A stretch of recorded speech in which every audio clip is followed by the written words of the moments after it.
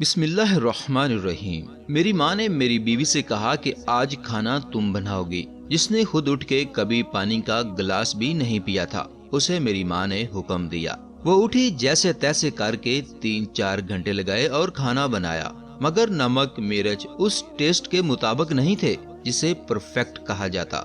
इसलिए खाना घर के किसी फर्द ने नहीं खाया और तंज किया, अपनी माँ के घर से यही सीख के आई हो। मैं 8 घंटे की ड्यूटी के बाद घर आया, अभी बैग नहीं रखा था कि मेरी माँ कहने लगी, हम तो सुबह से भूखे बैठे हैं, कुछ बाजार से ला दो खाने के लिए। मैंने एक नजर अपनी सहमी हुई बीवी पर डाली और मार्केट चला गया। खाना लेकर आया तो सब खाने लगे। मैंने अपनी बेगम का बाजू पकड़ा और किचन में ले गया। क्या पकाया है आज? उसने आंसू आंखों में ही कहीं रोके हुए थे। मेरी बात सुनकर मुस्कुरा दी और कहने लगी कि बाकी सब की तरह तुम बाजार वाला खाना नहीं खाओगे। मैंने कहा नहीं, मुझे तो अपनी बेगम के हाथ का बना खाना पसंद है।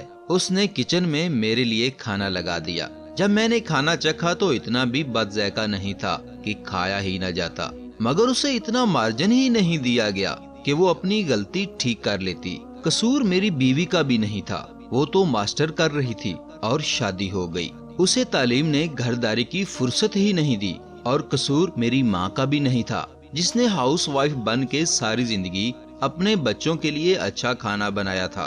फिर वो औरत बहू के हाथ का बना बदमजा खाना कैसे खा सकती थी? मैंने उस दिन अपनी माँ की बात भी मान ली, बीवी के हाथ का बना खाना भी खा लिया। मेरे एक अमल ने मुझे अपनी लाइफ पार्टनर की नजर में हमेशा के लिए मोतबेर कर दिया, और उस एक मोहब्बत भरे अमल की वजह से आज वो हर किस्म की डिश बनाना सीख चुकी है। उस दिन अगर मार्केट से खाना ना लेके आता तो माँ नाराज हो जाती, और अगर मैं अपनी माँ की बात सुनकर सबके सामने उसे डांट देता तो वो शायद मुझसे बदगुमान हो जाती। मियाँ बीवी एक दूसरे का लिबास होते हैं, और लिबास खराब हो जाए तो भरे बाजार में उतारा नहीं जाता, पैबंद लगाया जाता है। रिश्तों में भी पैबंद लगाएं।